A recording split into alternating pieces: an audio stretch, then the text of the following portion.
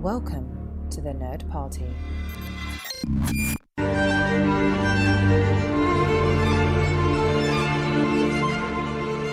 Hello and welcome to the A24 project here on the Nerd Party Network. Every 2 weeks we discuss 2 films from the A24 filmography, and in between we try and bring you interviews with the talent. Joining me by spilling his beans on the films of A24 is Dallas King. Dallas, how are you?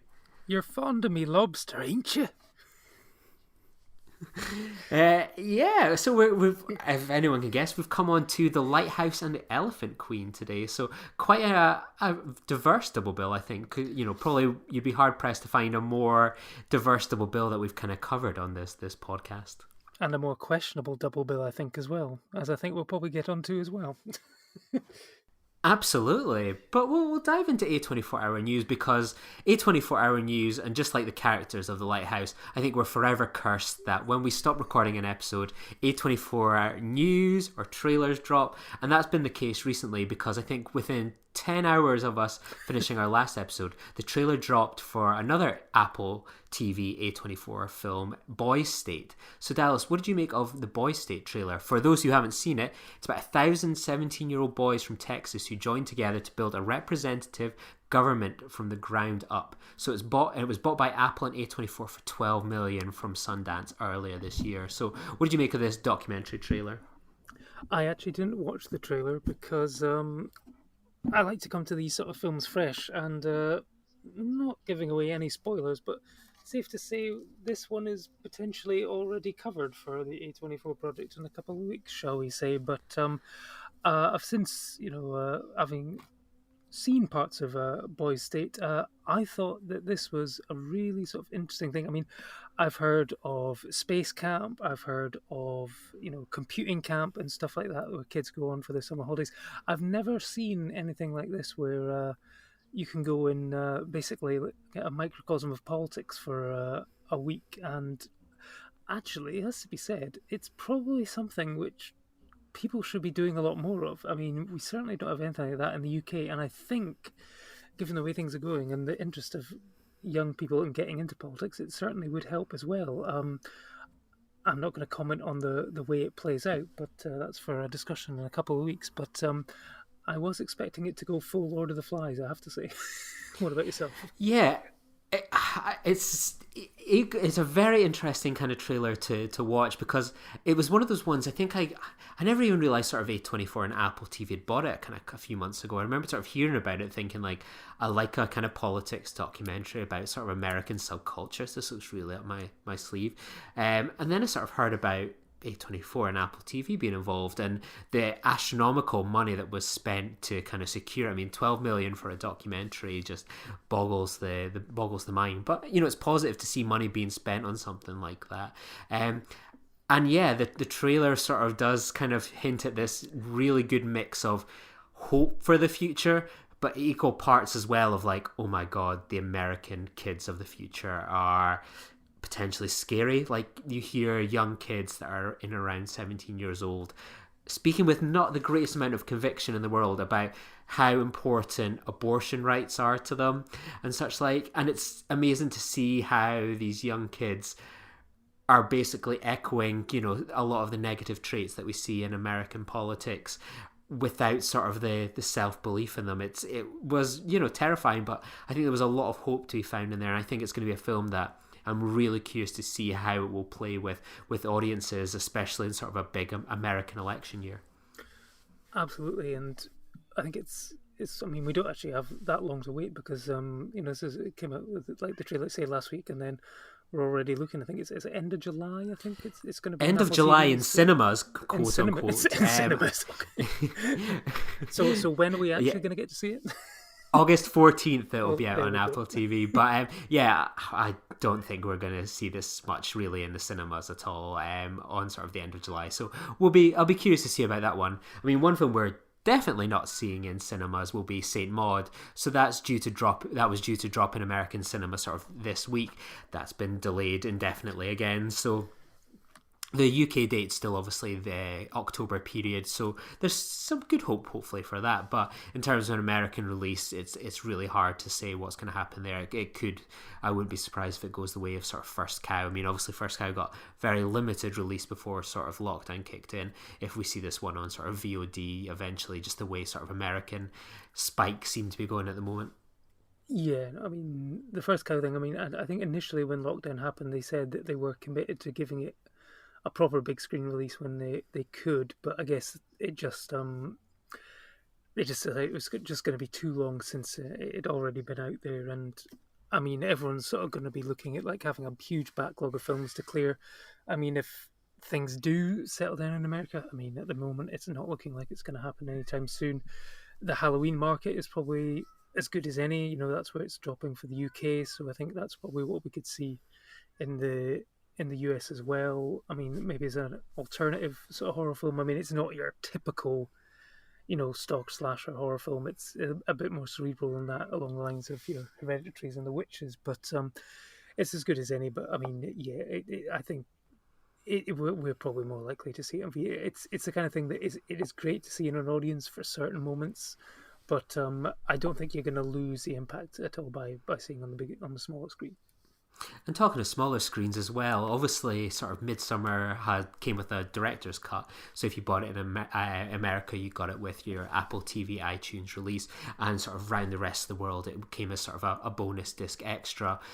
Now A24 have released the director's cut in a special edition Blu-ray and a 4K version with sort of 60 pages of artwork and an introduction from Martin Scorsese and a very funky looking sort of set as well. So Dallas, I know you gave in along with several of our friends and purchased this one. What was it that attracted you to this A24 purchase? Was it worth it? Do you think it'll be worth the $50? I actually didn't go for it in the end. I held off. I was this close to buying it, and then I realised it was actually only the director's cut on the Blu-ray, and I have to say, I think we discussed it on the Midsummer episode, I actually prefer the original cut. So I was swithering. I mean, there was three of us sort of all really thinking about buying it, and I was too late in sort of telling Cameron and Awais that we should have just like teamed up and bought like one person buy it all and shave on the shipping, which can be extreme coming from America, and then divvy it up later. But yeah, no, unfortunately, I did decide to hold off. I mean, the set did look fantastic. You got a lot of the stunning sort of artwork that's on the barn and all the sort of on all the sort of pictures that are around the village, which kind of basically tell you the story without having seen the film. And it would have been a beautiful set, but I have to say, I couldn't justify it at that point in time, given the fact that it was my lesser favourite cut of the film. If it included both, I probably would have done it, but I just couldn't justify it, given the amount of money I've already spent at the A24 shop over the past year. Yeah, I was tempted for a moment or two, but kind of a couple months ago, I got a lovely German release, sort of with artwork, you know, original kind of cover design with both cuts. I got that for like €24 and like free shipping from Amazon Germany. I was like, I've got a really good version. I don't need an additional one on top of that. And sort of having the Apple TV version that I purchased sort of at the tail end of last year. So kind of think we've done well, self-restraint all around. Absolutely, yeah. So we'll dive into our first film, The Lighthouse. So written and directed by Robert Eggers, two lighthouse keepers, played by A24 alumni Robert Pattinson and Willem Dafoe, try to maintain their sanity while living on a remote and mysterious New England island in the 1890s.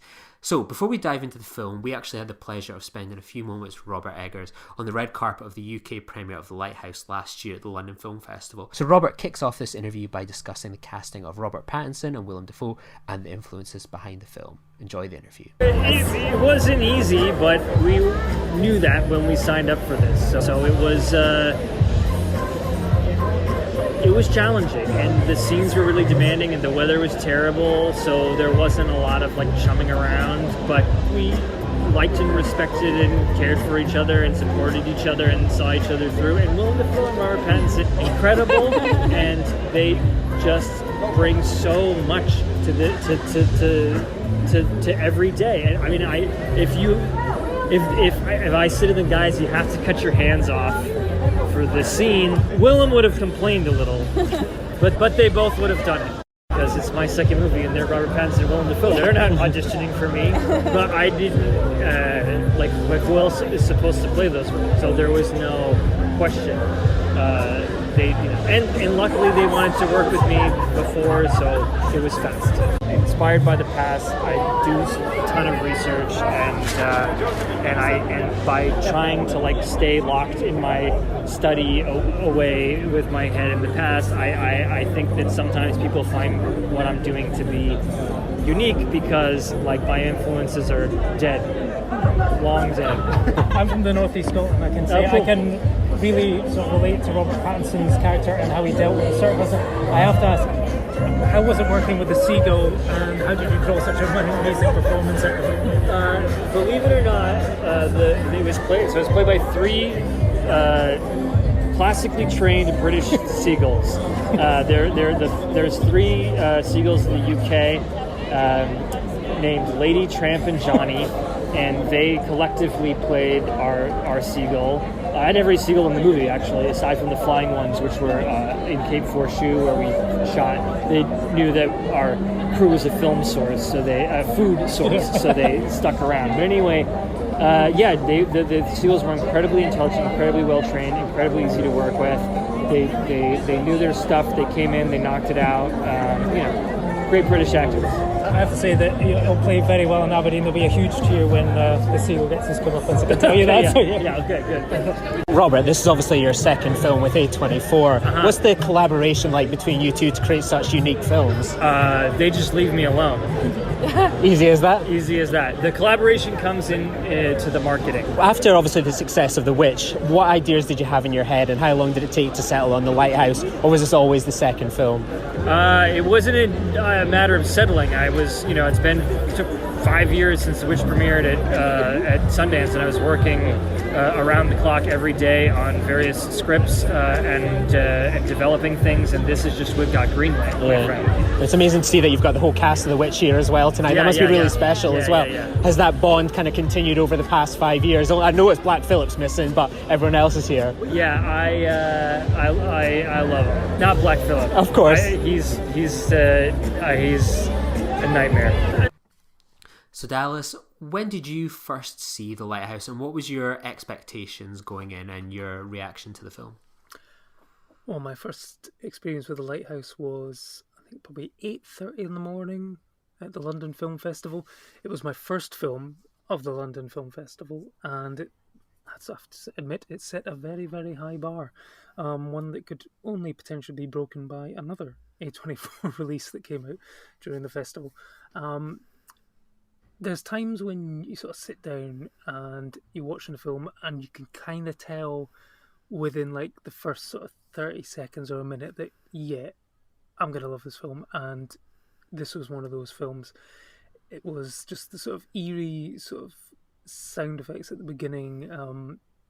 It sounded like a score, but it turned out to be sound effects of like this ship almost sounded like a train sort of moving forward and forward towards this island, and the black and white cinematography, just the whole package at that point. I thought, I love the look of it, I love the sound of it, I think I'm really going to like this. And yeah, the following 108 minutes, I was thinking of an hour and 48, but 108 minutes later, yeah, it did not let me down. It was an absolutely sort of stunning film, one which, having just rewatched it this weekend, is the in many ways the perfect and also the worst film to watch during lockdown.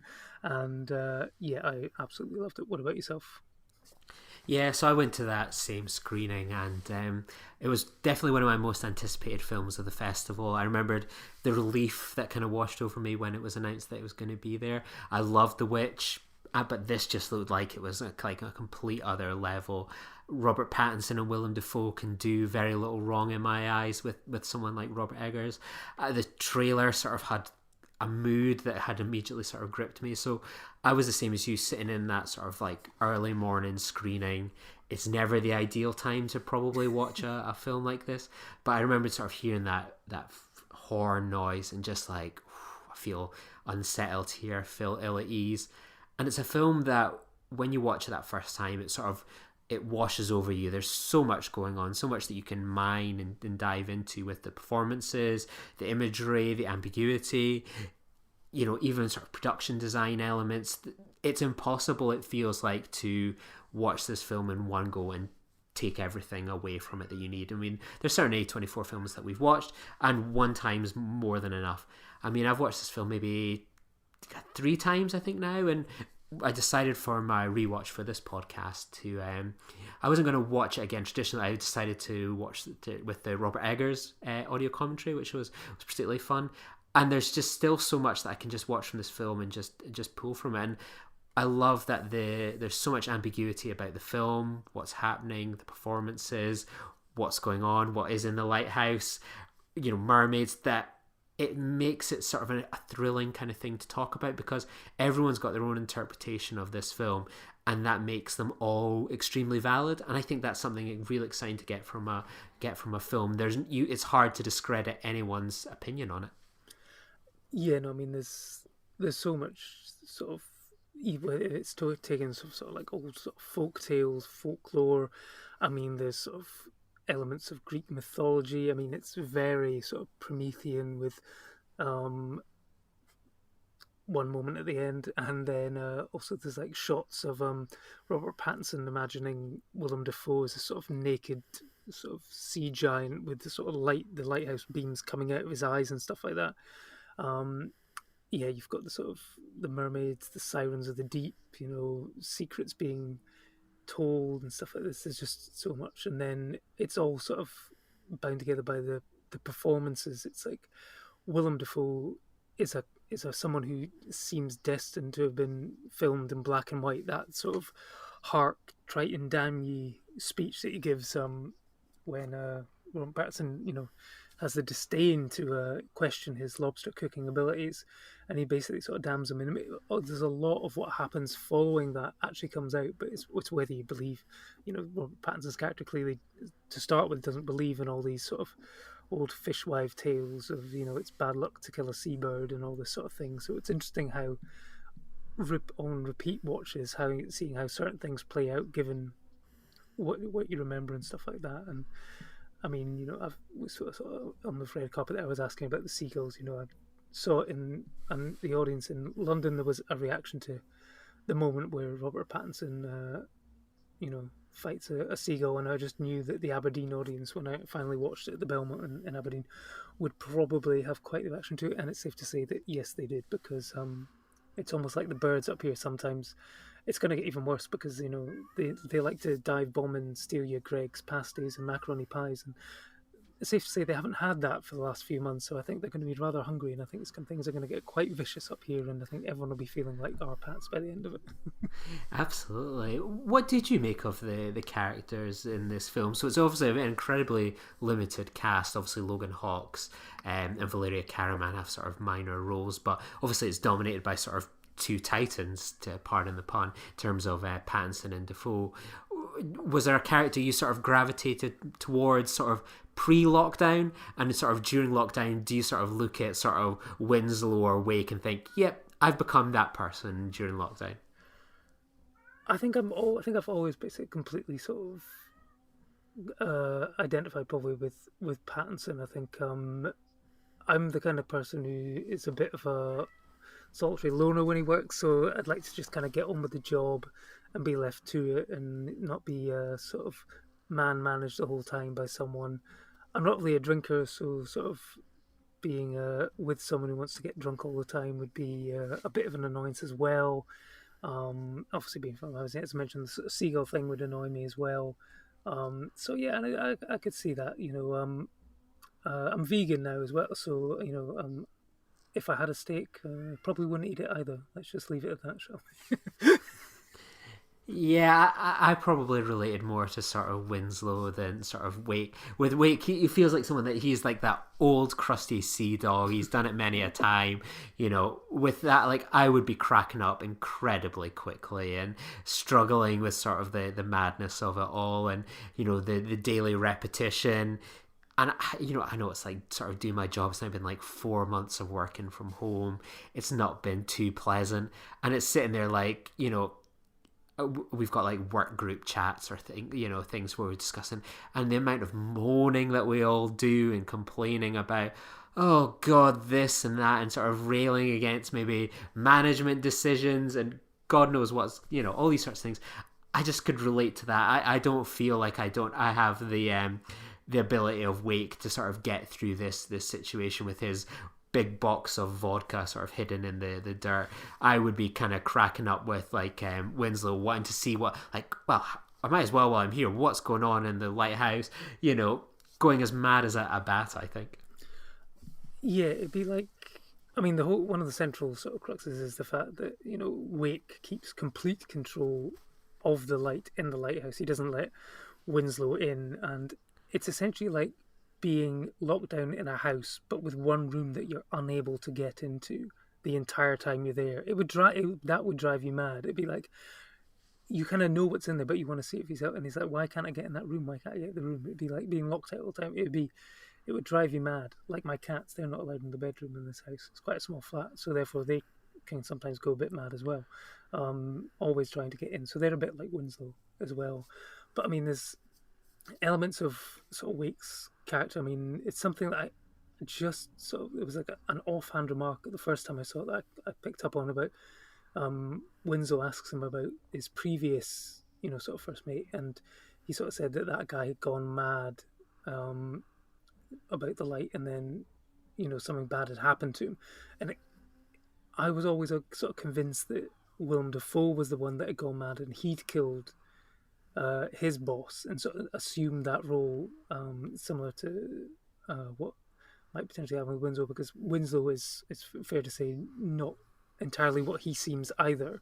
But I think both of them are keeping secrets, and everything sort of goes wrong when they start to spill their beans. So before we kind of dive into some of our further thoughts, now we'll hear from sort of Emily Murray. So she does the social media for Zavi, and she's the host of the perfectly titled Nolan Me, Nolan You podcast, which looks at the filmography of Christopher Nolan, and she shares her thoughts on The Lighthouse. So welcome to the show, Emily. It's good to have you on. Thank you for having me. Before we dive into The Lighthouse, I want to get your thoughts on Robert Eggers' first feature, The Witch. Was this a film that you were a fan of, or was this one that maybe a split opinion for you? The Witch. Oh, it turns out I don't want to live deliciously at all. I can't stand a witch. I remember when I first started dating my boyfriend, who's also a film critic. It's one of his favourite films, and he was like, "How have you not seen The Witch yet?" And I was like, I don't know, I've somehow just missed it. It looks good. I like is it Anya Taylor-Joy? I like her a lot, and we just watched it, and I was just so bored. Like, I can't remember why I hated it, because I feel like I've just erased it from my memory. But it just didn't work for me. I just found it so dull, and I'm sorry because I know people love The Witch. There's never anything to apologise here. There's no such thing as a wrong opinion, so we'll allow that. So did that kind of colour your thoughts going into The Lighthouse? For, as you kind of mentioned, The Witch is, quite a popular film, and I think a lot of people kind of rode that wave into The Lighthouse of, it's a new Robert Eggers movie, where's he going to go next with this? But what's it like for someone else that's maybe on the other side, where it's like, oh, I didn't really like The Witch? Does it sort of give you a bit of pause before going in to see The Lighthouse, or is it one of those ones, it's like fresh start, maybe he's a promising director still, let's see what he does?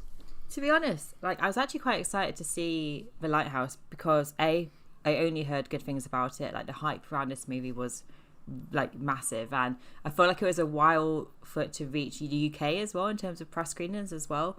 Like, I think it was, like, I can't remember what film festival it premiered at, but there's a few months between me seeing it and me first hearing like these really positive reviews. Also, I try and go in with open minds, even though I really didn't like The Witch. That's the best way, I think, to see a movie.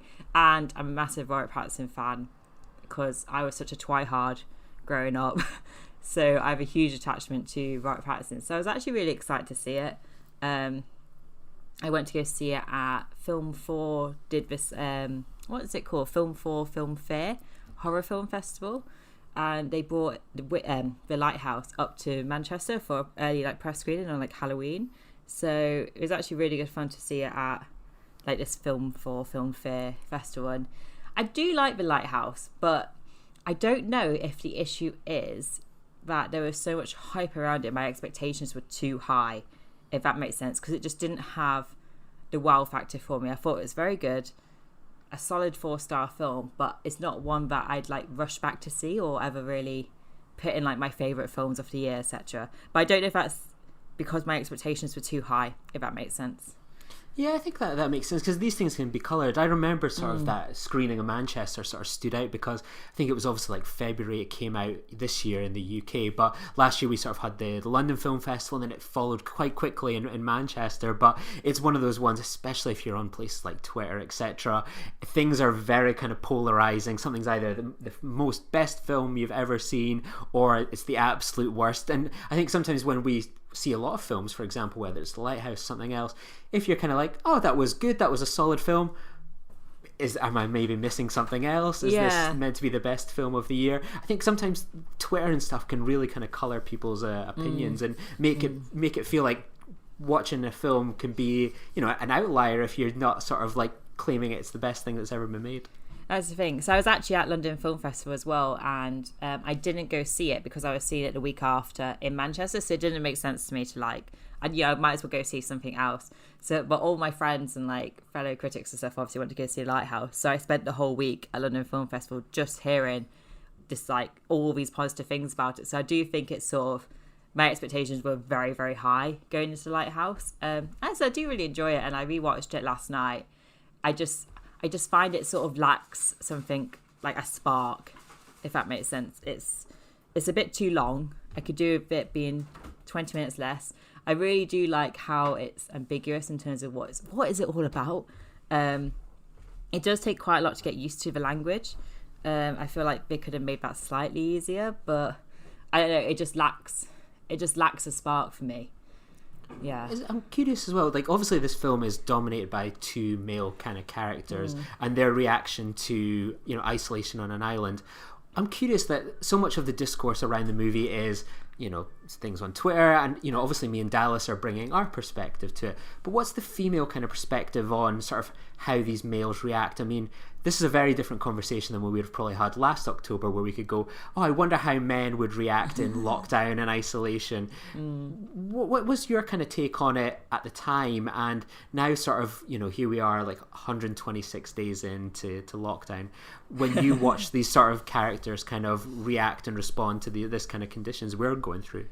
Yeah, I think it's, I don't really mind at all that it's like male-led. I think the only female character is obviously the mermaid. I can't remember the name of the actress at all, it's escaped my brain, but you know, she's the only female in it. But I think it's just a really interesting look, to be honest, at it's obviously isolation and madness, but also toxic masculinity.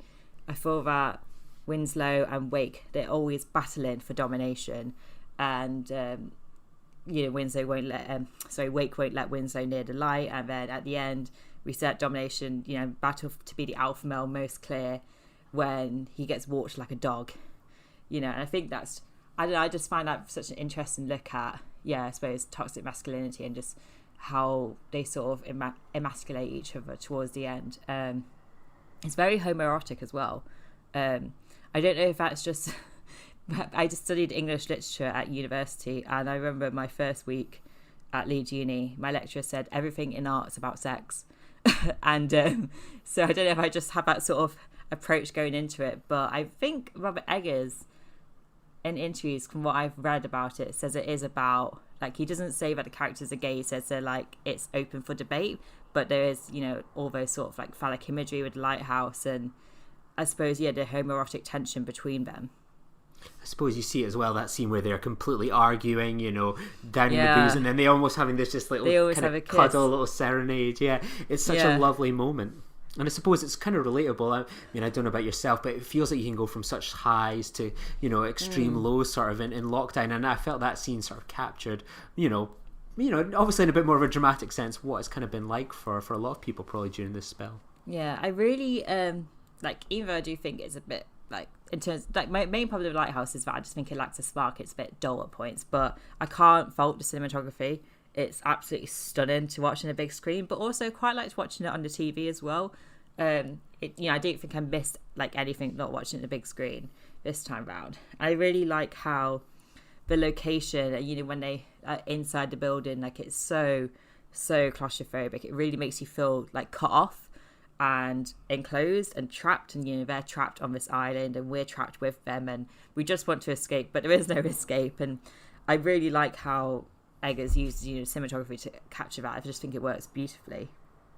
What else kind of worked for you with the film? Obviously, there were some issues for you, but what were some of your kind of highlights? And as a sort of twihard, as you described it, what have you made of sort of Robert Pattinson's kind of transformation from teen heartthrob to indie sort of movie star? Yeah, it really annoyed me when people criticised Pattinson's Batman. Obviously, we've not seen it yet, so we don't know if he is good. I think he will be good, by the way. Everyone's like, the Twilight guy, like doing Batman. It's like, have you not seen Good Time?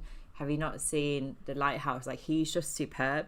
I think both him and Kristen Stewart, both did these massive, like, teenage, like, heartthrob movies. And, which were perfect. I think I was 13 when Twilight came out. I was literally the target demographic for Twilight. So it's been quite nice for me to sort of watch his, like, growth and like evolution, like as an actor. And the same with Kristen Stewart, because obviously she's done, I think, Personal Shopper since, and like quite some indie projects as well.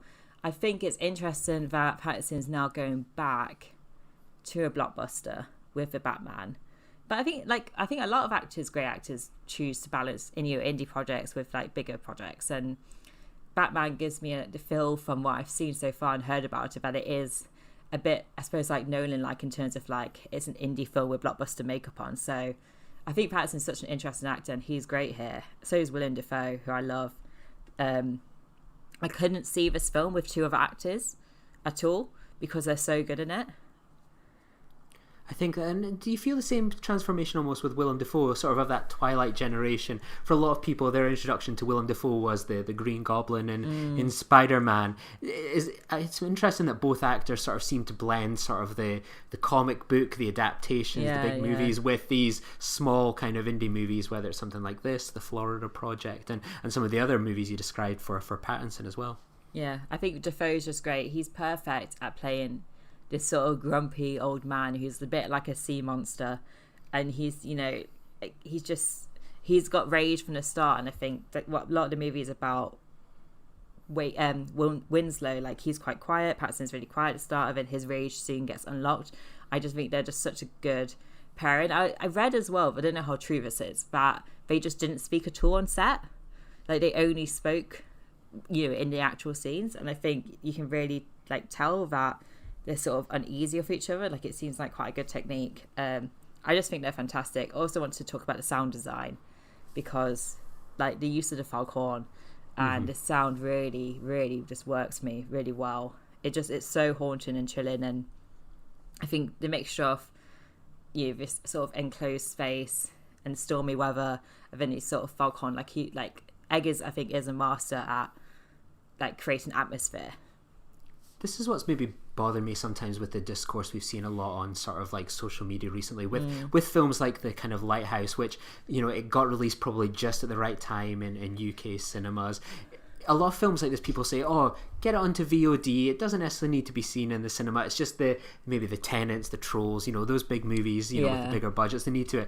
I remember sort of when I watched this movie the first time in the cinema and just hearing that foghorn play over the speakers, and it just creates that sense of dread and ill-ease in the cinema that, in as much as it's still enjoyable to watch at home, it just doesn't pack that sort of punch that maybe sort of can elevate a film. I totally agree. This is a film that you should go see in a cinema, but it does work for me equally at home. And I think I forgot how thought-provoking it is. I forgot how none of it makes sense. As in, when I say makes sense, I mean it's very open for debate about what it's actually about. Like, is it Descent to Madness? Is it a look at like homoeroticism? Like, is it what is it, purgatory? Like, asking what is this movie about is such an interesting question. I like films like that leave me thinking about it for days. Did you get that sort of more on you just rewatched this film? Sort of, did that elevate the kind of film with I know it was like the first time I watched it. It's films like this come over you in waves. It's, you know, for me, I was hyped for this film. You watch it, take everything sort of at face value. Okay, this is interesting. They're playing with different ideas here. And then those kind of repeat viewings, it's like, okay, this is interesting. They're playing with this idea. I wonder about that. Or I kind of completely forgot about this maybe character sort of appearing briefly. How did that sort of second viewing enhance, or did it sort of stay very much the same with you for the second time? I enjoyed it much more the second time. I think the first time, because I was so hyped, I sort of left. I didn't leave like disappointed, but a bit meh. And I was so like, the only thing I did really feel strongly about the film was I was so overwhelmed by how claustrophobic it was and how great the two performances were. So it was nice watching it a second time, and also watching it. I went by myself first time and watching it with my partner this time, so we could have like a real debate after about what it all means. Because I think you can really, like, as you said, pick up on stuff in the second watch and like analyze it. And I enjoy doing that with movies. I really like movies that are ambiguous and open to viewers. I think Lighthouse is a bit too ambiguous. Maybe a little bit more clarity would be nice, I guess. Pretty please. But like, I don't know at all really what the mermaid is about. Is she like, I don't know, like just a regular siren who's, you know, like part of the curse, or does she mean anything else? Like, there's still some bits I'm not confused by, but puzzled by, I think, which I do find quite frustrating. But it is nice it is a film that's nice to speak about because there is so much going on and there's so many different interpretations. And I love that about cinema, how you can watch a movie, everyone can watch a movie, but take away a different meaning from it. Is that sort of the joy sometimes of these kind of films, where you could, you know, you were saying you obviously watched it with your partner, to have that debate afterwards almost means, and I think it's something that can be positive in sort of these days of discourse, where people can go, you know, my theory is this person is purgatory, or someone could be, actually this mermaid is this. And probably each opinion is very valid because it has been left open to that kind of, it's ambiguous. You know, Eggers, the cast, none of them have come out and sort of said anything very specific about the film. I mean, I interviewed Valeriia Karman, that plays the mermaid, and she touched on, there was like, oh, we had like some deleted scenes. And I was like, oh really? Can you tell me about the deleted scenes? And she was like, no, because they weren't included in the film. You know, my opinion is I don't play the hand that the director doesn't want to. So they seem to have very much kind of bought into what Robert Eggers wants to put onto the screen, and aren't kind of maybe willing to sort of maybe put their little stamp on it or play their hands, which I think makes it all the more interesting to have these types of discussions. And it gives probably so many kind of opinion writers and tweets, you know, some right, maybe some less so, but plenty people have everything to say about it. I completely agree, and I think it's good that all the actors, cast, crew, etc. are all in the same playing field as well, in terms of, like, from what I've read in terms of interviews with Pattinson, Dafoe and Eggers, like, they don't ever speak about what it's actually about. And I just love that, because I think the best art is art that does make you think and want to discuss it and have debates about what it all means and different elements of it. So obviously The Witch didn't quite work for yourself with Robert Eggers. The Lighthouse more so. How do you kind of feel going into, obviously we're hoping to maybe get a new Robert Eggers movie next year, but who knows with the way these things are going. I'm really Does it excited, change your mind? because I feel that, like, my personal journey of Eggers, I can't stand The Witch, although now I would be interested to go revisit it, having watched Lighthouse, to see if my problems with it, I don't know, were maybe off at time, or I don't know. I think it'd just be good to reanalyze it. But I'm hoping, because he's on the up for me, that the next one's very much a movie I adore.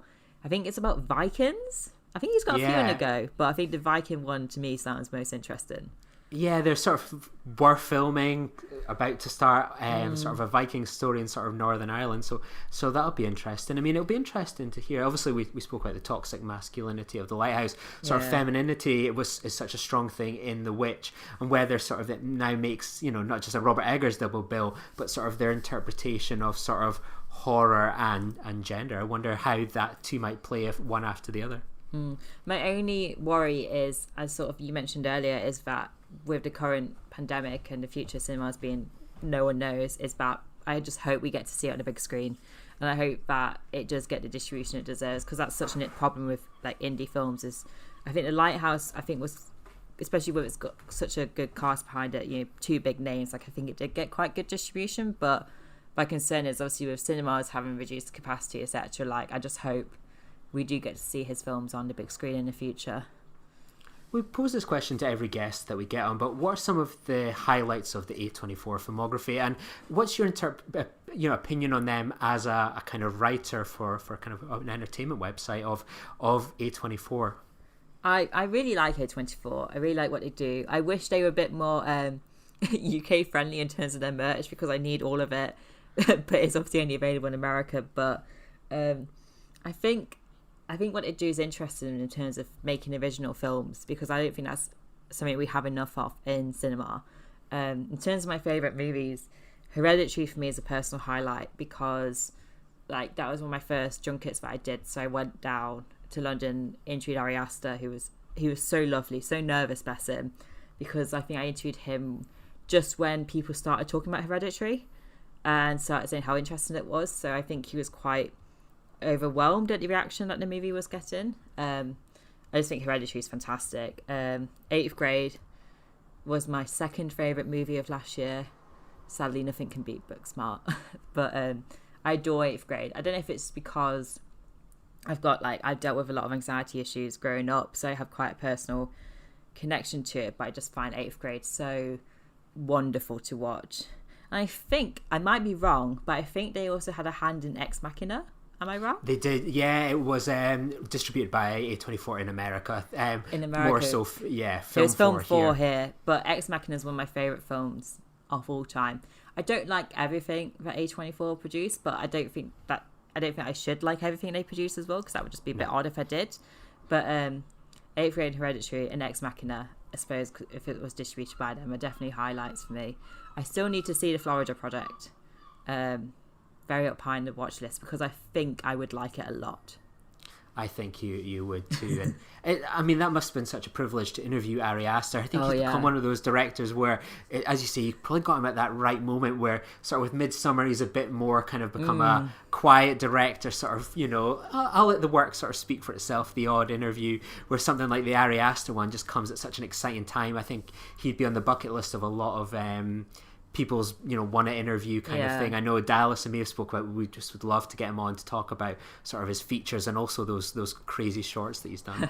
So you haven't seen the shorts. I really do need to watch them, but I was very scared of him because not when I in the build up to meeting him, because I think you would be after watching Hereditary, because it is so messed up, but he was just so down to earth, humble, very polite, just lovely to talk to, and very, very switched on, very clever.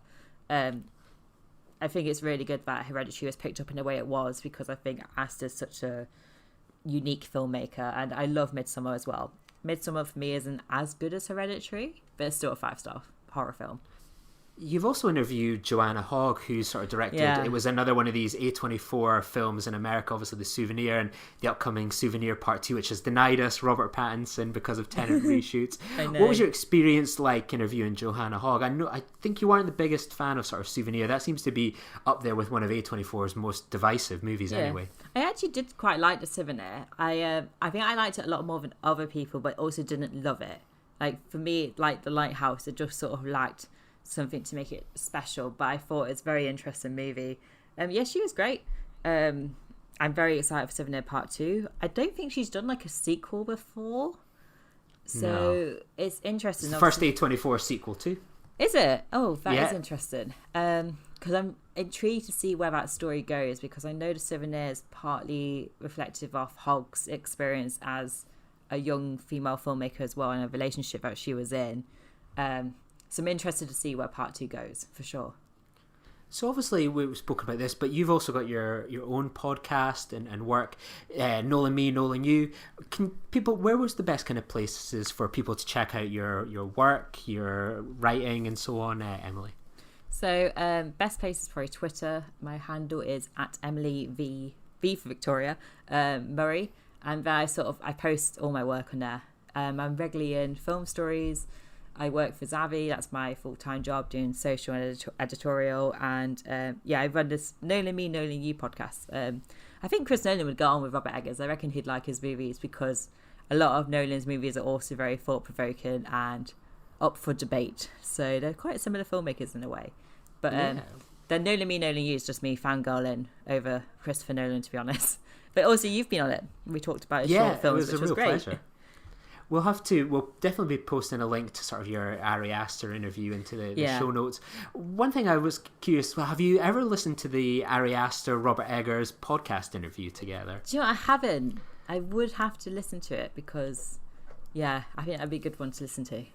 If you ever want to listen to two really white guys talk about their favourite films for an hour, that's your kind of go-to. But thank you so much for joining us, Emily. It's been a real pleasure to get your perspective on The Lighthouse. Thanks. So thanks very much to Emily for joining us there. Dallas, one thing I'm very curious about, because you can speak to this much better than me and probably most of the planet can, and that's the aspect ratio of 1:19 to 1. Obviously, you are a projectionist. What did you make of sort of that production choice, sort of this traditional black and white, nearly square aspect ratio? What would be sort of Robert Eggers' decision, behind something like that? And do you think that aesthetic decision was a success? Well, it was clearly an aesthetic choice by him to do it. He certainly had no thoughts for the projectionists, or let's just say lack of projectionists in many multiplex cinemas who wouldn't be able to do anything with it other than screen it. I would be... I think there was a few people sort of rumbling, they didn't bring the masking in. I would be bringing the masking in if, it's a proper cinema and still has masking. I'd bring it in so you don't get the big black bars on the left and right. But it's clearly a decision to, sort of hark back to an older time of filmmaking, the black and white. It's all done to sort of recreate this sort of look of sort of early, sort of when cinema just sort of arrived. And it's also done to sort of really increase that sense of sort of claustrophobia and the inability to escape. They're basically sort of trapped by the frame as well as being trapped within one sort of location as well. So I think it was the perfect choice, and the cinematography was quite rightly nominated for an Academy Award. Now, the only Academy Award that Lighthouse got, I know we were hoping for a bit more, those rumours, maybe Willem Dafoe might have got a Best Supporting Actor nomination, but the cinematography was up there with the best of that year, because that's one of the things. It's like black and white used to be the complete norm, but these days it's actually very difficult to do a black and white film well. And it's actually to their credit that whenever I see a real photo from the set of the Lighthouse and see it in colour, it just looks wrong, to the point where some people have kind of gone the other way and sort of photoshopped it to make it look like Robert Pattinson looks like Mario from Super Mario Brothers. But I mean, that would be a movie in itself, to see Robert Pattinson and Willem Dafoe be Mario and Luigi. I'd pay to see that, I think. Yeah, there's one of him as Paddington Bear as well, and it's very interesting when you get that. It seemed like Francis has one of my favourite movies of sort of the past decade, and it's almost impossible to find any colour photos up from the set of that movie. So it was kind of amused me when you sort of watch the sort of the making of documentary and some of the behind the scenes clips with the gang, watching sort of the characters in colour, that beginning shot with them both looking out to sea. They've just landed on there. It feels right. This doesn't feel right at all. It definitely feels sort of going with the black and white option really kind of adds to the film in a way that I think makes it truly unique. Yeah, absolutely. It's to the point where I actually keep thinking that The Witch was in black and white as well. It's not. It is kind of in colour. It's a very sort of washed out, faded colour. But the success of that's how good The Lighthouse was. It made me completely think that this previous film was in black and white when it wasn't. So I'd be happy if he shot all the films in black and white. The Norseman sounds like it could work in black and white as well. I guess we'll have to see whenever he gets around to being able to film that one. Absolutely. So before our kind of final thoughts, let's go behind the scenes with the mermaid herself, Valeriia Karman, talking about her starring role in The Lighthouse. So I was really, really very surprised when I found out that I've been casted for The Lighthouse movie, because I was very in love with the movie The Witch since 2015. Since I've seen the first trailer, I was dreaming to watch this movie in the cinema, and I was like searching, doing like a lot of research about this movie director and like watching interviews with him. I'd read that Max Eggers, the co-writer of The Lighthouse, it was his wife that had suggested you for the role. How true is that? Seen some of my works there. I was doing some short movies and music videos and blah blah blah. So when she saw my work and when she read the script, she was like, I know the mermaid. I know one girl and she's the perfect mermaid. So this is how it was casted. After like I had a little conversation on Skype with Robert Eggers, we were good to go. You obviously touched on, you sort of knew kind of Robert Eggers from his previous work, The Witch. Were you excited, nervous about potentially being in his next movie? And how much did you sort of know about the film sort of during the audition process? During the audition process, I just knew that I'm gonna be the mermaid and that there are gonna be some naked scenes, not naked, but topless. And also I knew that it's gonna be a black and white film. 35mm film, and as I know from my job that when we are doing like movies or music videos or whatever with original film, not like digital, it's pretty hard and you need to work on every second of the movie for like few times, like many times. Like you should do some rehearsals before because it's not that easy like when you use digitals and you have your memory sticks and stuff like this. So this is what I know, what I knew. And also I knew that Willem Dafoe and Robert Pattinson are going to be in this movie. And yeah, of course, when I knew that Willem Dafoe is going to be there, I was like, I just lost my mind. I was like, William, I love him so much since my childhood. He's so amazing. So yeah, I was pretty excited. Was very, very excited. How did they sort of prepare you in the audition process? What was that kind of like? Was it sort of mostly focused perhaps on the modelling side? How did Robert Eggers sort of craft the audition process for this role? So they just contacted my agency in London, and my booker, she asked me if she can give my Skype to the movie director. I was like, yeah, sure, here is my Skype. And she was like, yeah, okay, so they're gonna call you. And he called me, and it was like a friendly conversation, like nothing really special or like something that could scare me or something like this. No, it was very cool, very easy going, and yeah, and I think we had the connection from the first sight, which helped us a lot during the film process and everything, you know. What's it like when you get the phone call that it's going to be you that gets this? You're the third person in this three person cast, and you're getting this amazing role. What's it like when you get that call, that message? I was happy. It was cool, fine, but you know, like when you're working for less than years with a lot of big fashion designers and stuff like this, and when you act for big music bands, you're not so excited anymore. You're just like, cool job, nice, I deserve this, nice. So between the audition and the start of the film, how much time was spent preparing and developing the look for your character?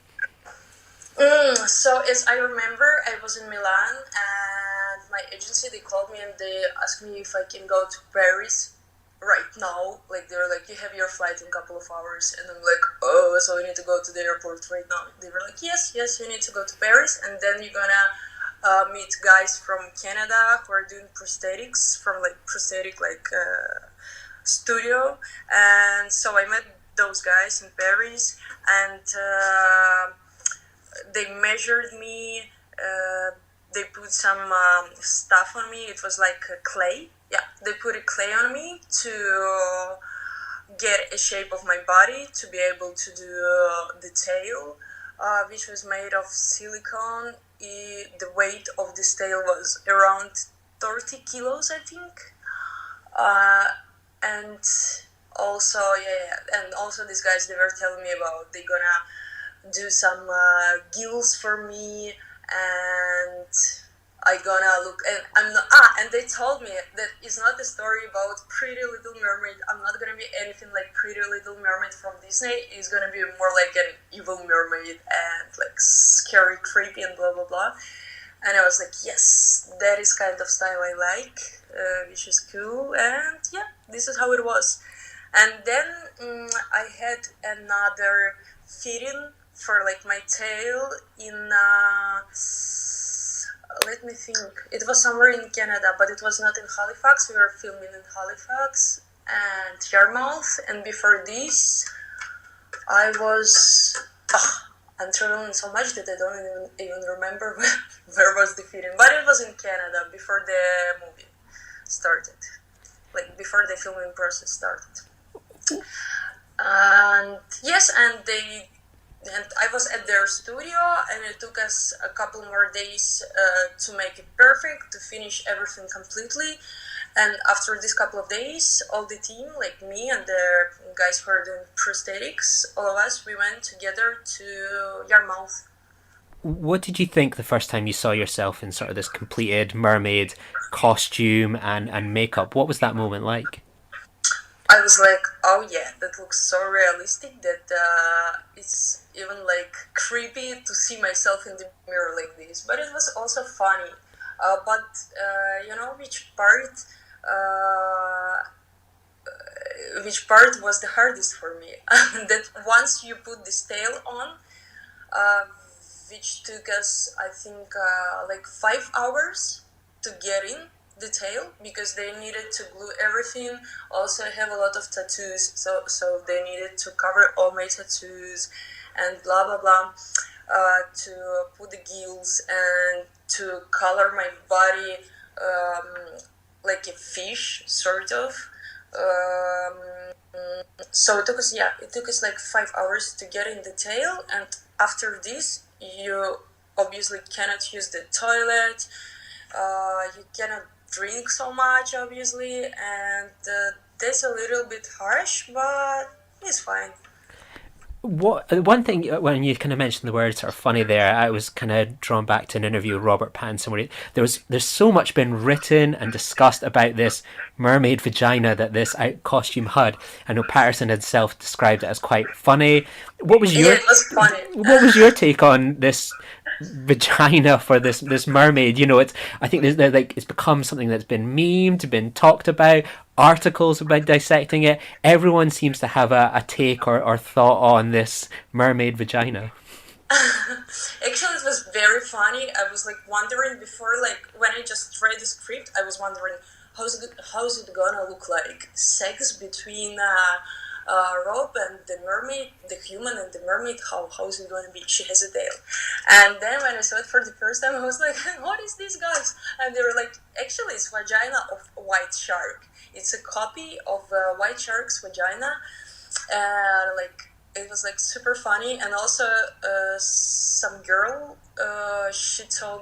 from the production, she told me something like, do you know that male sharks, they actually have not only one penis but 2 or 3, something like this? And I was like, oh really? Oh, interesting. And when we were filming the scene with this, and we had a lot of jokes about it, like some a little bit sexual jokes with Pattinson, and I was telling him something like, okay man, chill, because, you know, anyways, male sharks, they have few dicks, which helps them, so la la la. And yeah, it was like super funny. It was really really something, and everyone was super excited about it, and it was funny moments to film it. And I'm really sorry because some of the parts that we filmed, they cut it off the film. They didn't put it in, but at least I have it in my memory, and it's really funny. Yeah. What did Robert Eggers tell you about sort of the mermaid character? You know, there's been a lot of discussion about it. What kind of direction were you given from him? Actually, no directions at all.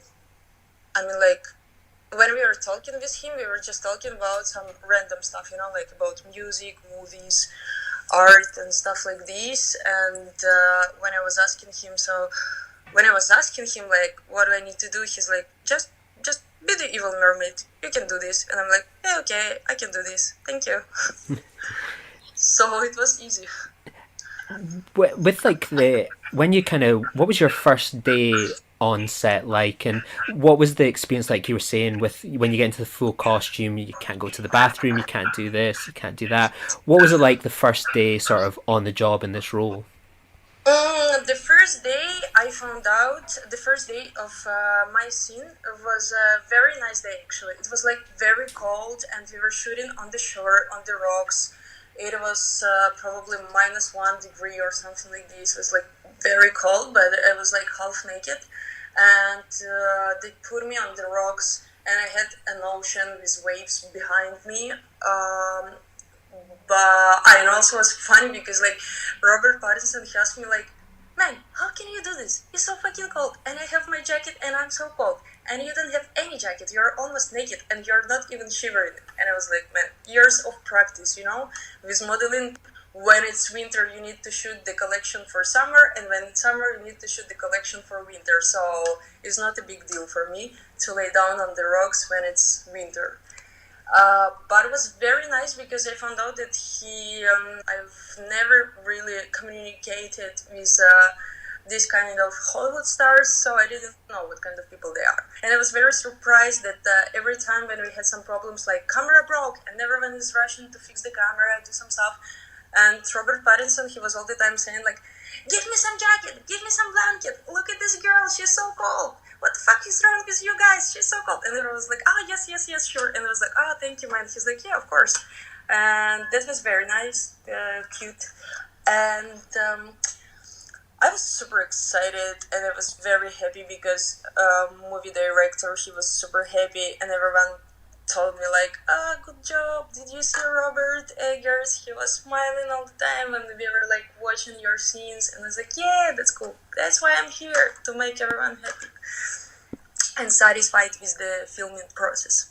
It looked like it was sort of a challenging environment to work on, but one that you seem to kind of find quite well. What was that kind of the set and environment kind of like in sort of that Nova Scotia area? It was cool. It was amazing. Like every day I was spending on the shore, even when we were not filming my scenes. I was there all the time. First of all, because I was like, I couldn't waste this chance, this possibility to see how the great actors are acting in front of the camera, right? And also because like that kind of like I can learn from them, and that's experience that you can have probably once in your life, sometimes even 0 times in your life. So I really enjoyed it. And no matter when it was like raining, it was so raining all the time, and it was some sort of storms sometimes and stuff like this, but I was there with everyone and we were really enjoying the process, and it was so interesting and so hardcore to film everything.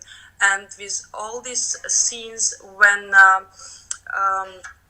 William and Robert are like fighting and they have so much text to learn and blah blah blah blah, it was so amazing to watch this that no one really paid attention that we were freezing, you know, like no one paid attention that they are freezing, and that was very cool. That like because our work was taking all our attention. You mentioned sort of the excitement of working with Willem Dafoe. Did he live up to that expectations and excitement that you had kind of going in? I was so surprised that he's such a nice person. He was such a nice person, like we know each other already, like he's my uncle or something. It was like so cool. And I became really good friends with one of the guys from the production, Jay Van Hoy, and with Brighton, who was assistant of Robert Pattinson. So we were like all the time hanging out, 3 of us. And every time when William was seeing us at one balcony or something like this, he was like all the time, you kids, you didn't call me, so I'm coming to you right now. And it was like super funny because like we had really interesting conversations, and I found a lot of new things about acting, about Hollywood, about theatrical classes and stuff like these, and yeah, and I very appreciate it. Did you get much kind of downtime together, sort of offset? I can imagine it being quite a small and intimate crew. Yeah, like we were going for a beer every weekends, and also we were in Canada, right? So once we went to one bar where we could throw the hammer? No, not hammer, but yes, axes. Yeah. We were throwing axes, and like we had that proper Canadian fun, and it was really cool. And yeah, I felt like in children camp, like summer camp, but for grown-ups. This is how it felt like. One of the things, one of the most memorable kind of scenes is this credible scene that brings together so much kind of visual imagery. You have Robert Pattinson masturbating to this mermaid piece of kind of wood. You've got the scenes of you two having an intimacy, octopus tentacles, the lighthouse as sort of a penis metaphor. What was that like to work on that scene? Did you kind of have in your head how it would all be visually edited together? Yeah, it was edited together.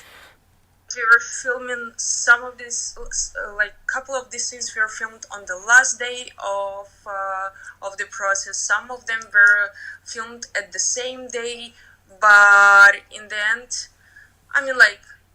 it was separated, and I didn't really know how they're gonna glue it together. So it was interesting. Sometimes we were doing something we were not even sure we're gonna use, or we were not even sure how we're gonna use it. So sometimes we were just doing something we don't know, we're like, okay, what we are doing right now, okay, let's just do it, and yeah, we will see. So it was like this. What was Robert Pattinson like as a sort of scene partner and collaborator to kind of work on these kind of scenes together? It was very cool and easy, but the moment when we had sex was a little bit difficult for me because he was laughing all the time when we were filming that, and I had to have that serious, scary face with curled eyes, with white eyes and stuff like this. And I was asking him please, can you shut up for a few minutes? And he was laughing all the time, but that helped us to relax, sort of, because anyways, it's kind of uncomfortable situation. We're also humans, even though we are actors. But yeah, it was cool. It was very easy. I'm very, very thankful to guys because William and Rob, they helped me a lot to feel secured and self-confident. Yeah, that was nice. You have this brief scene as well underwater. Did you actually sort of shoot underwater yourself? And if so, did you have your sort of tail on? And what was that that challenge like? Actually, this was the hardest part for me because I was learning with a professional scuba diver for 10 days or something like this. We were learning how to dive without anything, just me. I had to learn how to dive on 6 meters under the water. We had a training tank for professional sailors, for professional lifeguards, and blah blah blah. And yeah, it was pretty hard. And when I tried it for the first time with the tail, which was very heavy, I had to swim with the tail, and it was very cold because it wasn't really inside the building. It was kind of like a huge warehouse, but not very, I don't know. It was not very covered, let's say so. And I remember that when we were filming this scene, when I had to dive on 6 meters under the water, everyone was wearing their their winter coats and some very heavy and warm jackets, and yeah, it was a little bit hardcore to go through that. And even one day I got sick, and I was sick for a few days. I got my flu, because of these trainings and these scenes. But all the team, they were super nice. They were like sending me messages like, get well, how are you? And all the time someone was coming to me. Some people from the team, they were coming to me to check how I feel like. They were bringing me flowers and juices and fruits and stuff like this. It was very nice of them. And yeah, so we did it. Yeah. How long did you sort of spend altogether working on the Lighthouse? I spent 6 weeks with the team, and I think they were filming this movie for 4 months or something like this. I'm not gonna lie because I don't remember exactly, but I spent six weeks with them. Yeah. What was your kind of big memory, kind of when you look back on it? When you think about those 6 weeks? What was kind of the special moments for you?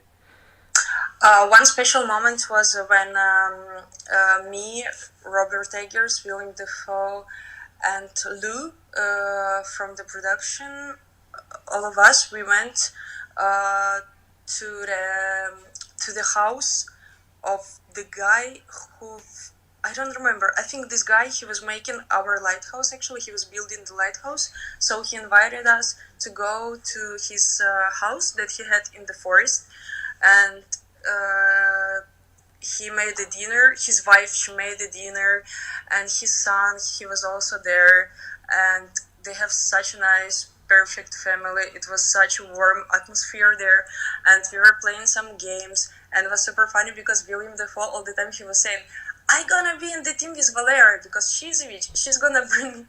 I believe she's a witch. She's gonna bring me luck. So we're gonna win." And yes, we won all those games. And also in the evening, we made a fire outside, and we made this little fireplace, and we were sitting there drinking some beer and talking about, childhood and our friends, relationship with parents, and everything, like old friends. I think that's my favorite memory from the whole time. When did you sort of see the finished film for the first time, and what was your reaction to it? For the first time, I've seen this movie at Cannes Festival. I was in Germany, and when I knew that they're gonna show it at Cannes Festival, I was like, oh, I think I'm going. And even though I lost some jobs in Germany and I had a fight with my agency, because my modeling agencies, they were like, even my modeling agencies, they didn't want me to do this movie because they were like, okay, what is this? It's not some campaign, they're not paying so much money, and it's just a waste of time. And I was like, no, I love this movie director, I want to go. So it was the same when they were showing this movie at Cannes. I was like having a fight with my agency, and I was like, okay, I don't care, I'm just getting a ticket and I'm going there. I'm going to see my movie anyway. If you want me, if you don't want me, I'll go. So yes, I went there, and it was very nice to watch this movie. I was very excited, but I also felt so shy that moment when a lot of people, like photographers and some other people, they started to come and to ask some questions and can we take a picture, and I just run away because I felt like, okay, I did this movie, I don't want to talk with anyone, I don't want these pictures and stuff, but it was very cool. But yeah, sometimes I'm such an introvert that it's hard for me. I love the filming process, but at Cannes Festival I felt a little bit weird. Was it interesting to see the finished product where you've gone from this island where everything is in colour, you kind of see how it's all made?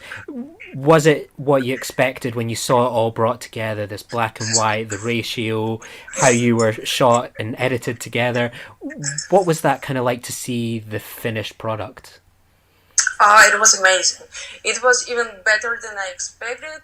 The only moment which I was disappointed by, it was the moment where I'm like swimming under the water, because I was like, it's so short, and I was training for it so much, such a long time, and it's just like 2 seconds. Okay, but the rest of the movie, I love it. Like the whole movie, I really love, and I think it's so amazing. It's even better than I expected. It's so psychedelic, sort of. And I'm really happy that it's not a common horror movie. It's very unique. And it's not even horror, it's more like a psychological thriller or something like this. And you don't know if it's really evil or it's inside the heads, inside the mind of the guys, or it's just one guy, or you don't know what's exactly is happening. And it's the most amazing about this movie. That's one of the things I think your character has generated so much debate. Is it in the head? Is it sexual frustration? Is it the sea trying to lure him to his doom? What's it like to have a role like this where it's just like there's so much debate, so much discussion? You know, it's crazy to think you can now buy on like the A24 shop a bar of soap that is in the design of your mermaid. What is that kind of like for a job that's going to it's going to outlive all of us, really? People will be debating, finding this film, talking about your role, everything like that for years to come. I don't know. I just really appreciate that I did it, and I also think that my role was small but important, because it gives these chills, and also it's beautiful, but it's not exactly sexual role, which directors are usually using when there are young actresses. I mean, I like that they made it really weird and scary and creepy and stuff like this. And yes, that was actually my dream, because I remember that once in the beginning of 2018, in the beginning of 2018, on the New Year's Eve, I made a wish that if this year I'm not gonna take a part in the horror movie as a main horror, as a main evil, I'm gonna die. So, the universe decided I'm not dying. The universe decided I need to be a main horror in the horror movie, which was cool. And yes, we'll see when it's gonna, how it's gonna resonate, So yeah, there's the mermaid herself speaking. So of course Robert Pattinson can't take a sex scene seriously. So I think that is the least breaking news I can imagine possible. Yeah, given the incredible GQ interview, I am not at all surprised as well. But I mean, there's certainly hints in the film that it could have potentially not been the only sex scene in part of that movie. There was a very slow dance and a very close moment where the two of them might have gone full Brokeback on that island. Yeah, there's a lot to kind of dive into with the film about those kind of potential homoerotic undercurrents to the film. Yeah, I mean, masturbation, sexual fantasy. Yeah, it sounds like it's been a kind of pretty kind of thirsty lockdown for them as well. I just remember was it a tweet that sort of saying the lighthouse is what happens when two men are together on lockdown, and Portrait of a Lady on Fire is what happened when two ladies are together on lockdown. I know, it was such a good one. Hey there, listeners. So since we finished the recording of this episode, I actually had the opportunity to interview Logan Hawkes, who plays Ephraim Winslow in The Lighthouse. So we'll drop the full interview in a few weeks' time, but for now, Logan's going to take us behind the scenes on his casting, his experience on set, working with Eggers, Pattinson and Dafoe, and much more. Thanks very much to Logan for joining me, and I hope you too will enjoy this little bonus segment. When did you sort of first hear about the Lighthouse as something that was kind of happening up in Nova Scotia, and something that would kind of ultimately kind of snatch you up?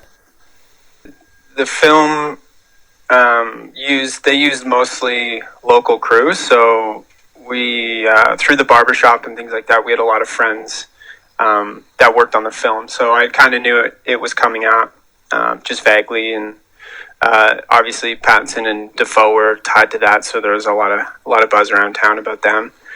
So it was something that we were aware of for sure, mostly through our friends working in the crew. Did you know sort of much about Robert Eggers and his sort of previous work, or was it sort of a bit of the buzz around town about who's this guy, and like Robert Pattinson, Willem Dafoe are up here kind of shooting a film?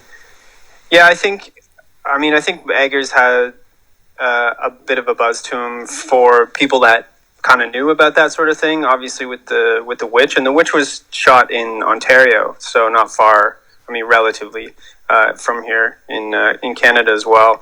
So my best friend, for example, was a huge fan of The Witch, and I hadn't seen that either. So I had no context for who Robert Eggers was. But I think people that are into film and things like that, especially Canadian productions and things, were definitely aware.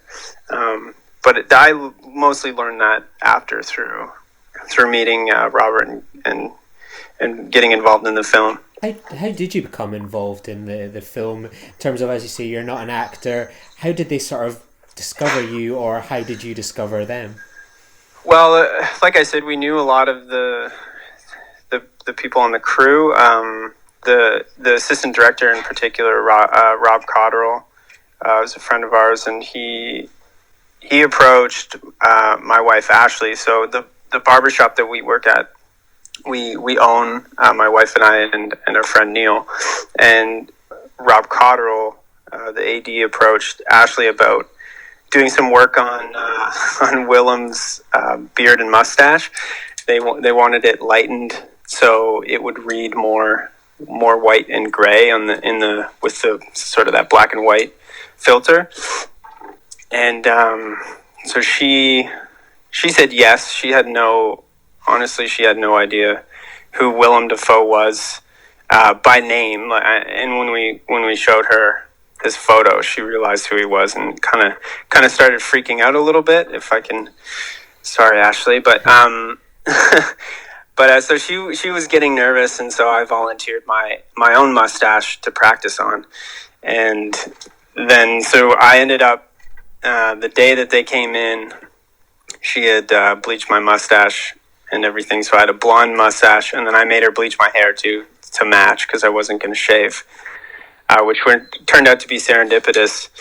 So I had a bleach blonde hair, bleach blonde mustache, and when they came in, Robert Eggers immediately kind of gave me a side eye, and I just I brushed it off. I was like, oh, this guy's kind of weird, and my friend Neil there claims that he saw him kind of framing me with his thumb and index finger, that stereotypical thing that you hear about them doing. And after a few minutes, Robert kind of came over and said, hey, do you want to be in the film? And he showed me the character reference that he had, which was this old period photo of this guy who actually looked a lot like me. It was very strange. And he had very kind of yellow blonde hair and mustache. So total luck on so many fronts there. What's it like when you get asked that kind of question? Usually, like, I can't imagine you sort of ever can prepare for a moment like that of like, do you want to be in our feature film with some of the world's most kind of known actors? What's that kind of moment like when you hear that question? Well, it's just kind of surreal. Like I didn't really know what that meant, and I didn't. I have actor friends tell me later, like, that's insane that happened. But I had no context for it or anything. It was pretty cool.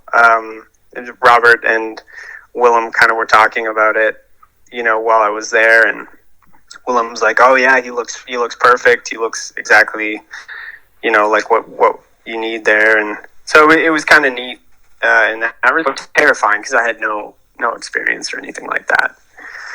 When you kind of find yourself that you're going to be involved in a film like this, what kind of expectations do they have of you in terms of they come to you and say, we're going to need you for these certain days? Or is it one of those things you think, oh, they're just being nice, I'm probably never going to actually hear a sort of follow-up from it?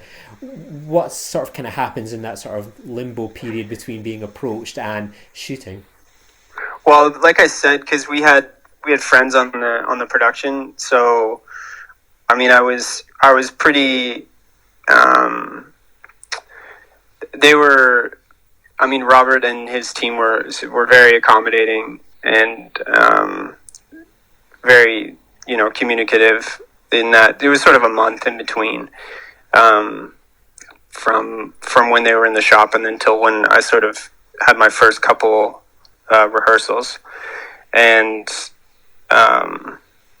Yeah, they were great. Again, I have like no context for this sort of thing, so I just kind of they were pretty clear about their expectation of me as someone with no experience, and they obviously thought that I could, if I looked the part, I could pull it off. And I mean, you've seen the film; it's pretty straightforward. I give a look, and then I get to punch Pattinson in the face. And then there was a couple other shots of the drowning and things like that. So it was more. I mean, on paper, I think I'm a stunt actor, so it's the actual acting experience wasn't really super necessary. But they were great. What were those rehearsal periods like? What sort of how did they sort of help you kind of prepare for the role? Well, the role was fairly physical because it was kind of built to me at first as a drowning scene, right? So they're like, we need someone for this character. The character drowns is part of like Pattinson's backstory, and so my going into it, the emphasis was on this drowning scene. So I had to do a test in the water with a couple of the divers who worked on the set, just to make sure that I could sort of handle being in the water for what I needed to do.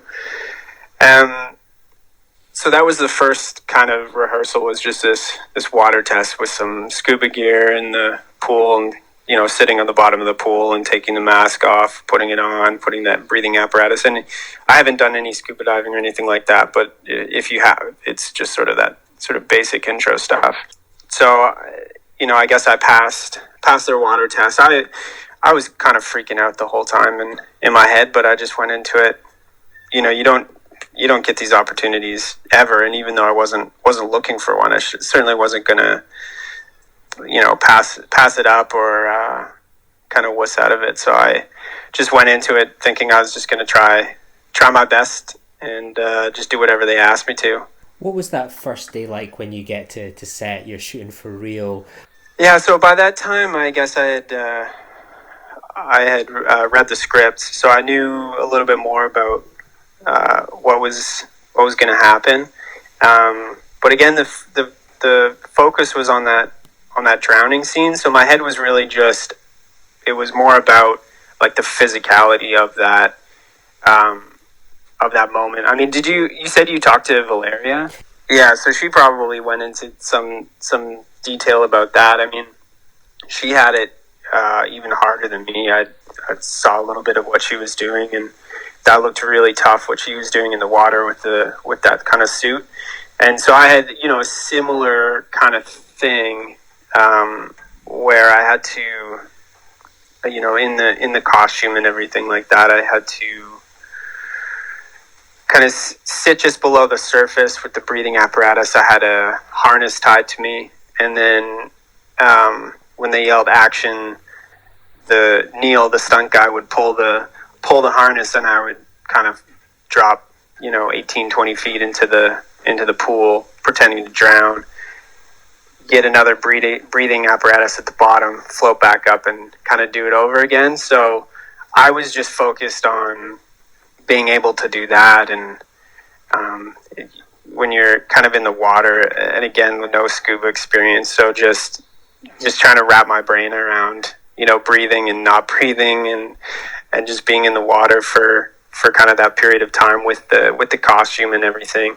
Last minute, Robert wanted to tie like a fake blood thing to my head, so that I would also shoot blood out of the top of my head as I went down. So that was pretty trippy, to be getting pulled down, and you see like kind of your eyes go through this cloud of red, and you can't breathe, and then you're down at the bottom. You get your breath, go up, and try it again.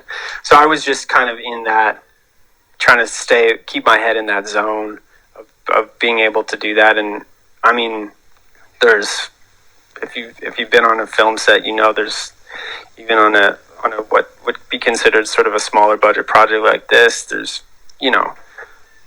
dozens and dozens and dozens of people all running around with jobs, and you're just trying to not let everyone down or take up too much film, because it was literally on, film and all that stuff. So there's a certain amount of pressure, although I didn't feel that from the crew, but just for myself, there's a certain amount of pressure to kind of follow through and do the best that I could. So just tried to stay in the zone there. You mentioned sort of you got a chance to read the script in full. What's that like when you get the script? What's going through your mind as you read this, amazing kind of film? I can imagine it's being something really special on the script alone. Yeah, I mean, I felt quite privileged to be able to read the script, and obviously it's just such an interesting film, and the dialogue is so researched. So to be able to kind of get a preview into that, and it's, I mean, when you read the script, obviously you get, especially when you have a chance to sort of take some time with it, you can kind of get a lot out of it. Obviously, with the where I'm part of Pattinson's backstory and kind of how that feeds into what's happening on that rock. So it was really neat. But then when I read the script, I realized I had this whole fight scene that nobody had kind of told me about. So that was pretty interesting. And then we didn't even talk about that until after I had shot my little bit in the water, which I think it's reduced to like a millisecond on the screen.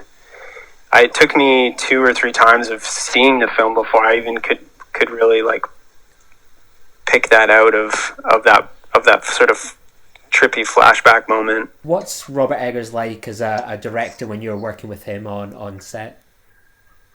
Nothing to compare it to, but he Robert's the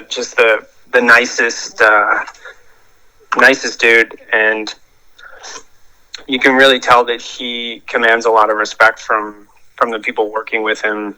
Everyone was really trying to get the best out of everybody else and trying to produce the best film that they could. He's pretty quiet, at least in my experience. I think he has a lot of trust in the people around him, and he's definitely a strong leader, but in a quiet way. And I think, having the chance to talk to, having a lot of friends on the crew, and then getting to meet a lot of them later at, I went to the premiere in Toronto. Everybody just had amazing things to say about working with Robert. So I think, he's already obviously an auteur director, and I think he'll be very, very successful, not just because he's so, talented, but he does command a lot of respect from the people that work with him. What's it like to punch Robert Pattinson in the face? Pretty surreal, man. I get to, my claim to fame now is that I punch Batman in the face, which is pretty cool. But that whole thing was like very, very surreal. My first position for that scene was lying on my back in that shack, and the amount of detail that was in that set was crazy. I mean, there were rotten potatoes lying on the ground. There was the thing looked, all the details, it looked real. They were hosing it down, so everything was dripping wet. I was lying on my back, sort of getting dripped on from the ceiling, and this guy walks in with a hoodie, smoking a Juul, and kind of takes his hoodie off and gets down and straddles, basically sitting on my chest. Quick handshake, and then we just start pulling punches at each other. So it's pretty strange to just, Robert Pattinson grabbing you by the shirt collars there, but And it's so good to know that you've actually filmed that, because so many times with films like this, it could be, you watch it and you think, oh, I bet they just filmed, that was maybe a different director, they just cut it all together. It's so good that you were all kind of together, that attention to detail kind of shows on screen. Oh, it was everything you see was there and carefully considered. That scene was pretty interesting. Because Valeriia was there as well, lying next to us. I don't want to ruin how that kind of came together, but it was just a pretty interesting thing. I remember Pattinson kind of laughing between takes because it was kind of this weird thing we had to do. And then there was another part of it where kind of when he notices me there and I'm looking at him. In the original script, I spit at him, and so he was sitting kind of off camera, and somebody had a screen that they made out of 2 pieces of wood and saran wrap kind of in front of him, and I would spit in his direction, and then they pull the screen back and he would tackle me from off camera. And I remember at one point, I'm like, my mouth is getting dry, right? Because I'm just spitting at all of my saliva everywhere. And so I've got a little bottle of water, and the cameraman had to go get a rain jacket because I just kept spraying him with water. So. Your character as well, you play a prominent role in a scene that has been dissected by places like Vanity Fair, and so much about this quite unforgettable masturbation scene, which you are a part of this montage with kind of flashes of your character. What's that like when you sort of read it on the script but then see it in film, how sort of your character comes together in such a unique and kind of unforgettable scene that people were, dissecting and debating upon the film's release? It's definitely more powerful to see it on the screen. Intellectually, I could get it from the script, but seeing it on the screen kind of brought that to life emotionally as well. So it was definitely it was a weird thing to read about, when you're when you're reading the script, and like you said, that whole sort of sequence with that masturbation scene, and then at the end with that really sort of trippy, almost hallucinogenic kind of scene where, I guess it's Dafoe's characters sort of transforming into these different aspects of Pattinson's psychology or whatever. But to actually see it on the screen was pretty incredible. There's so much debate about the meaning of the Lighthouse, so many different interpretations. What's your kind of personal interpretation and view of your role within it? Yeah, I kind of go back and forth, to be honest. I guess Eggers kept pretty mum himself about the whole thing. Everybody on set had their own take on it, including there was somebody, I think it might have been the costume department, were talking about some sort of love affair between me and Pattinson's character. So everybody had their own sort of interpretation of it. But I kind of go back and forth on. Clearly they're going insane, but it's always like which one of them is the insane one, right? It seems like, I don't know, it kind of seems like to me that Dafoe is sort of gaslighting Pattinson through that film. But that's kind of my take on it. When you look back on sort of your time, how do you sort of look back on that kind of, almost once in a lifetime experience? I bet, as you mentioned, you've got these actor friends. They must have, they would probably bitten off your hand for that kind of moment. I'm extremely proud and extremely humbled to just have had that little moment in that film, and it was such an incredible experience working with Eggers, and I didn't really spend a whole lot of time with Pattinson, but Dafoe is just like a class act. That guy is he's a great man and very kind, and the whole crew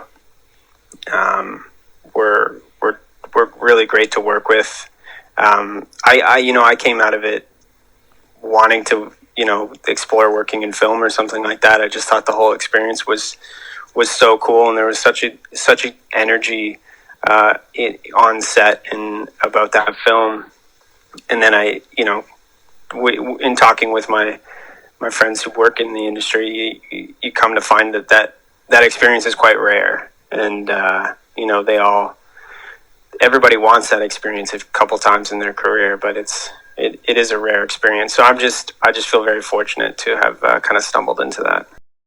So, any final thoughts on The Lighthouse? I mean, for me, it's Robert Pattinson's finest performance so far. Definitely within the A24 canon as well. I mean, Good Time was a film that really turned me around on him, but this sort of really cemented his scanning. I mean, he is the majority of people during lockdown, just exasperated at the person that they're living with, just tired of their goddamn flats and everything like this. He's just, and he's got a great sort of Massachusetts, Boston, sort of that New England sort of Northeast American accent. I think he nails it really well. And, black and white, I mean, you can already kind of see him going, yeah, you'll be a good Batman as well.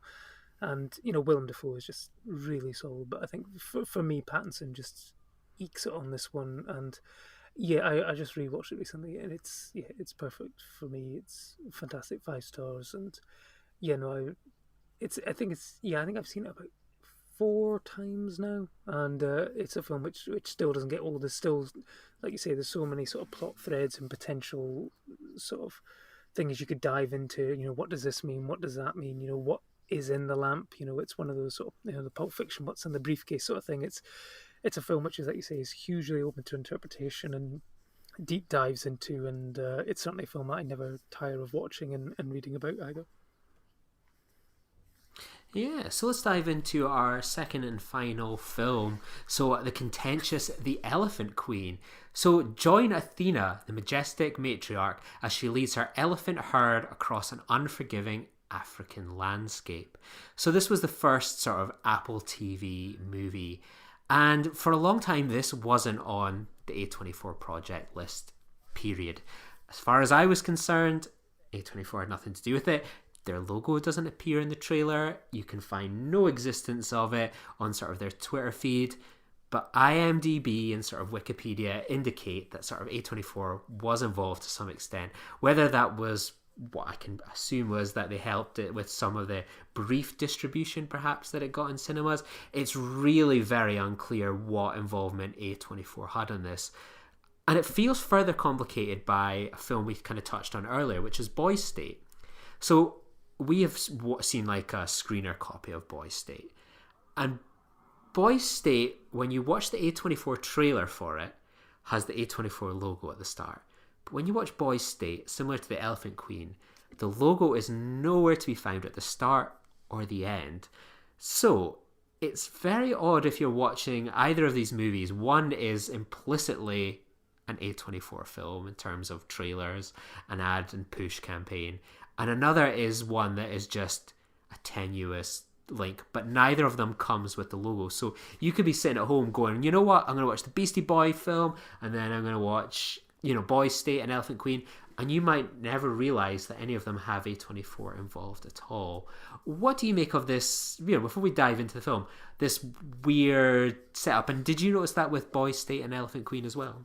I'd say I didn't notice the lack of an A24 logo, because a lot of the time I've watched films on the A24 project which were released in the UK which didn't have it anyway. I think there were certain films which maybe they only had a hand on the distribution in America, not the sort of production side of it, so therefore by the time it was picked up by a UK distributor you didn't always get the A24 logo, so that wasn't a hugely jarring thing for me. I mean, whenever I do see the A24 logo put up on a film, I'm like, oh yes, this feels good, this feels right. But that wasn't the issue. I think it was the fact that, when we were sort of compiling the A24 project list, for me, I was always sort of going by the A24 website, their film, to see the order that everything was being released in. And although that turned out to be quite a tricky thing, because things sort of towards the end were always in a constant state of flux, as we talked about with the Under the Silver Lake episode, where it was on there one week, it was disappeared the week it was going to be out in April, then it got pushed back, then it was brought forward, and you just never know. So until a film is actually out properly, you can never sort of take these things for granted, as they're probably doing at the moment with Saint Maud as well. So, it was on there. I guess it helps us round out to an even number, the number of films which you're doing in the last few episodes. But in terms of relating to A24, having seen the film now, it's very, very tenuous. Yeah, so what did you make of this film? I found it quite you come off the high of something like The Lighthouse, and then you kind of go into this. This doesn't feel like an A24 film. And I know people always go like, oh, this feels like an A24 film. This feels like an A24 film. Okay, a lot of people can use that a bit tenuously, but this doesn't feel kind of like one. It feels like this is a very generic kind of movie. Yeah, there's a little bit of animal death, which is a bit slightly dark, but there's nothing in this where I feel like this is providing sort of a unique perspective and view on the world. But a 50-year-old, is this in the Krisha end of it, or are we focusing on sort of the older daughter, so it's kind of the young female kind of protagonist that we sometimes see in A24 films? I don't know. Yeah, it's essentially, I'm not sure. I'm sure, like in America, you've got like the Natural Geographic Channel and stuff like that. For me, this felt like a David Attenborough nature documentary that would have been on the BBC on a Sunday night or something like that, as part of African Planet or something like that. It felt completely generic and exactly the same. It wouldn't have felt out of place at that, and there was nothing unique or special about it. You've got Chiwetel Ejiofor, narrating the story, which is, big name. I guess you've got a link to the sort of African plains because he voiced Scar in the new version of The Lion King.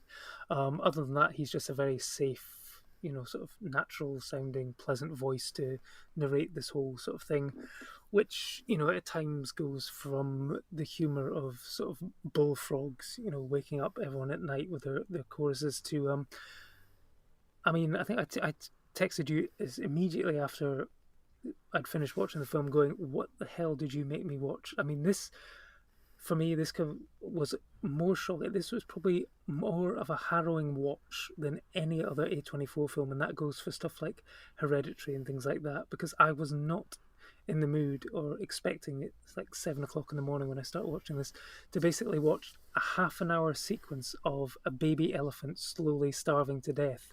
And it's that kind of thing where you're thinking, no, they're not gonna, no, you're gonna find it, it's all gonna be all right, it's gonna survive, it's gonna get better. And spoilers, and sorry to say, it doesn't. And I'm like going, oh my god, this is absolutely horrific. It's like, you've got all these grown-up elephants sort of trying to prod it with their trunks, trying to move it, and it's like, oh, if I'd been in a lesser sort of mental state, then I could have been absolutely broken by this film.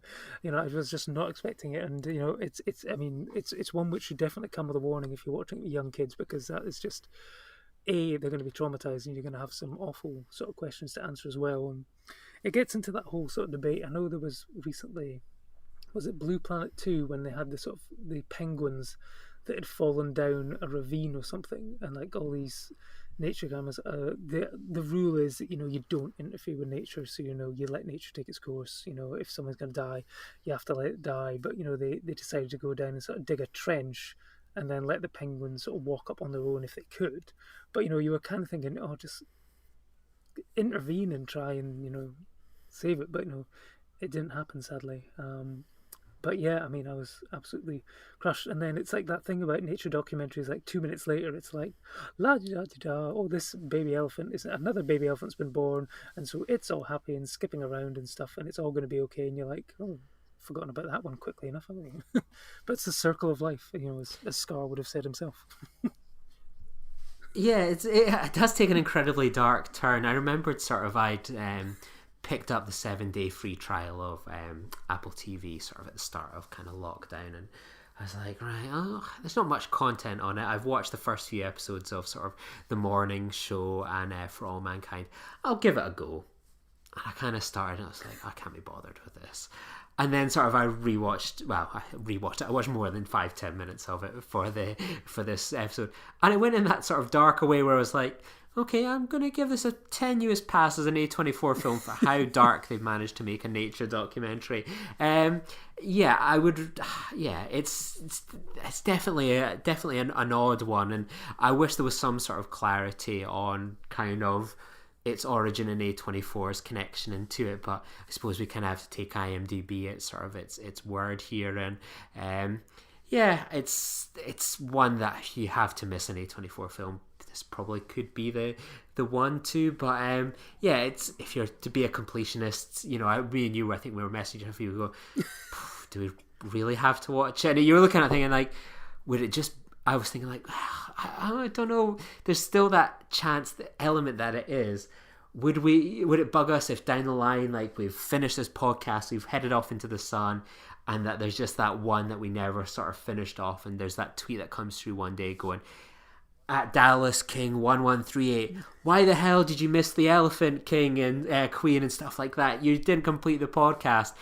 At least that way we've sort of future-proofed ourselves from any sort of criticism that we're not completionists. I did text you, go, do we really need to? And then I think that was just after Saint Maud had dropped out. So in order to have, two films for the last few episodes, it was like, we probably should just to keep things on an even keel. But it is. I mean, I guess you could maybe describe it as an A24 film, similar to Hereditary, if you'd replaced a pole with a starving elephant. Then it's pretty much the same. It's certainly as dark in places as any A24 film, so it certainly fits in. And if it's on IMDb, then I'm more willing to give it a pass. If it was just on Wikipedia, which can be edited by anyone, I'd be a bit more skeptical. But if it is on IMDb, then I guess we've got to give it the benefit of the doubt. Yeah, that was the moment a month or so ago when I noticed on IMDb. I was like, I guess it's made the cut then. Insert here. So instead of a Lighthouse kill team double bill, we've got the Lighthouse Elephant Queen. If only sort of they had given away some of their vodka from the Lighthouse to the poor dying kind of drought-filled elephants, we might have kind of got maybe a happier story. I mean, if people are like us wanting to be completionists, and they do get the Apple TV thing, then I would at least recommend sort of getting it just now, and then you can watch like the Tom Hanks film Greyhound and the Beastie Boys story. I caught those in my trial, and they were actually pretty good. So if you do watch it, there's not much has to be said on Apple TV Plus at the moment, but there is at least a couple things. But get the free trial, then cancel after 7 days. Or you can do what I do and spend $1,300 on a laptop and get free Apple TV for a year. Someone's getting a good deal, and I don't think it's me. So or hold out until mid-August and enjoy Boys State and Elephant Queen for the A24 Apple TV documentary double bill. And my Apple TV account is going through sort of the American version, so definitely no A24 logos there, so I'll be curious to hear what the reasoning behind that is, or if that changes when we kind of get the full film of Boys State and not just a screener. So that's something that's got me curious anyway, what's going on there. And eventually you'll get the new Sofia Coppola, Bill Murray, Rashida Jones film on Apple TV as well. I'll need to try and log in for another free trial when it eventually comes out. I think probably early next year. Well, me and Dallas will be back in 2 weeks to discuss The Kill Team and The Waves. And next week we've got an interview dropping with Imani Lewis about her appearance in 8th grade. So something to look forward to then. So thank you very much to everyone for listening, and stay safe out there. Take care. Bye.